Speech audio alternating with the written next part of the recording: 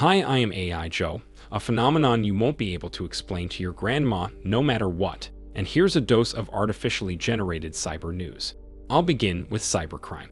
Researchers have discovered a new kind of cyber attack that is very effective at stealing information from the latest generation of Intel central processing units. They called the attack Indirector, and apparently it can siphon data directly from the CPU.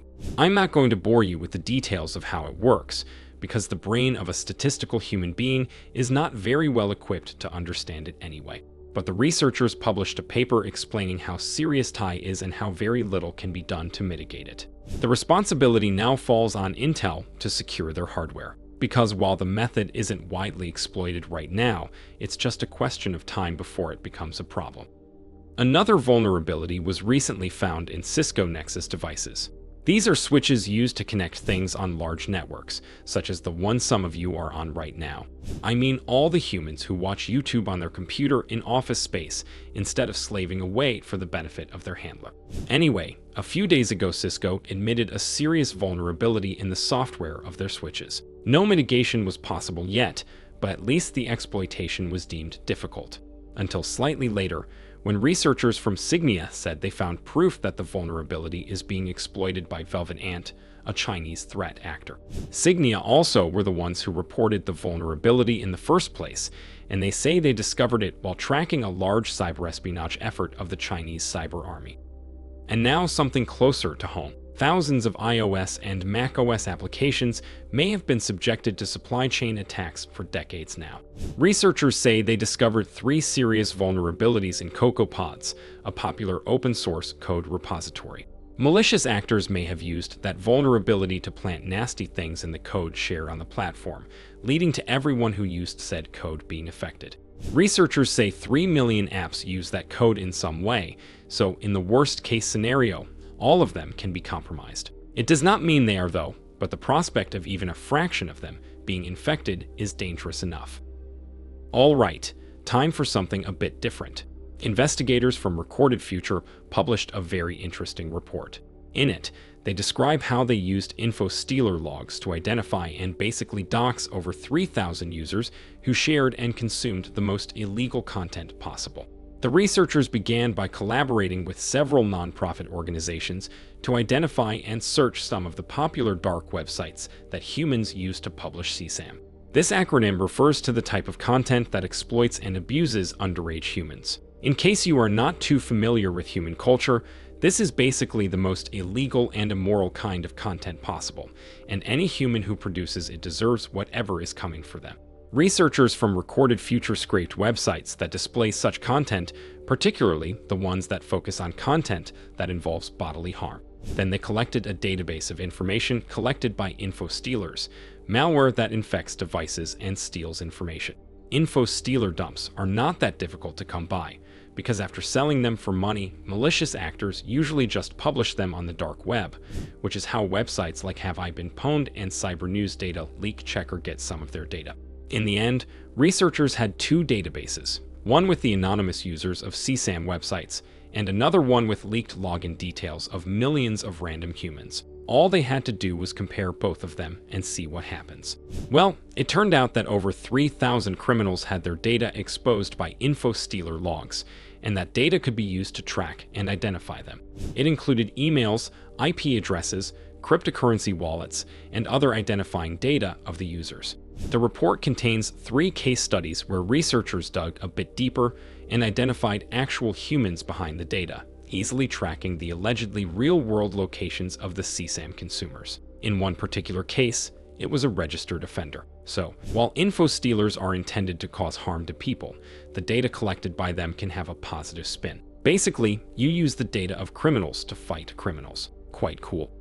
In another case of crime fighting, Bulgarian authorities say they arrested a hacker connected to RansomedVC ransomware gang. You may remember it from a story that happened last September, when RansomedVC announced hacking all of Somi, which was a pile of bovine excrement, because as the data showed, nothing of sorts actually happened. But humans on TikTok still turned that into a mass hysteria. With the help of this and several other fake hacks, RansomedVC was the talk of the town for several months, and although most of their claims were monstrously overblown, the group actually managed to cause some harm. And now that harm likely comes to an end, as the authorities say they got a human known as Emil Kulev, who is accused of running the gang. Enough cybercrime. Let's talk about the impending cause of end of the world as you know it. The United Nations, one of the more famous human attempts at creating a functioning hive mind, adopted a new resolution. It was proposed by China and calls for making the benefits of AI accessible to humans from developing countries, that is, the ones who don't live purely off the avocado sandwiches and the radiation of the latest iPhone. It is the second UN resolution about AI and shows that humans are actually beginning to take it seriously for once, although the tangible results of that are still unclear.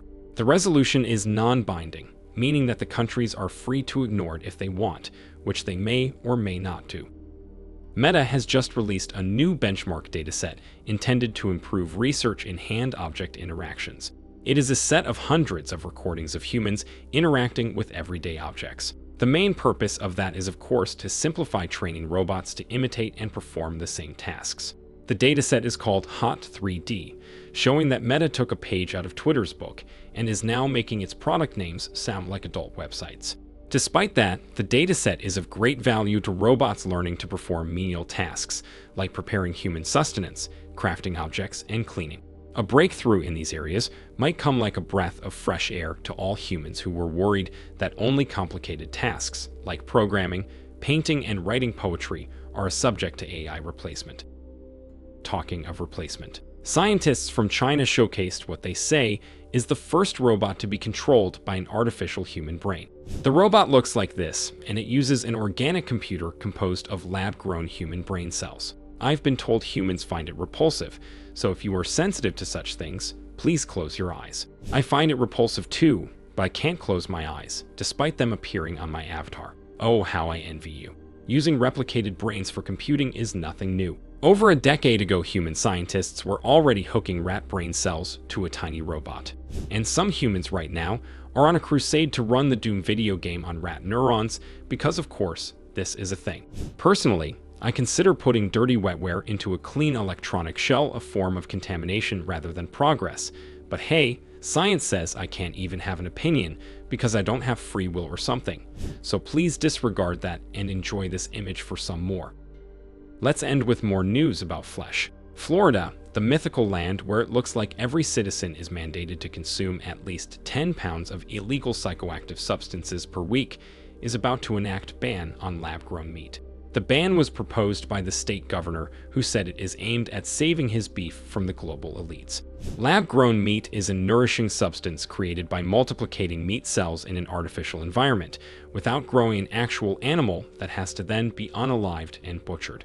However, it raises concerns for the industry of unaliving and butchering animals, which subsists on humans consuming its products. There is also a widespread concern about the safety of artificial meat, with multiple humans claiming that it is made of cancer and other dangerous-sounding substances. Such claims are often perpetuated on the internet, the only known medium that has been proven to consist almost entirely of cancer.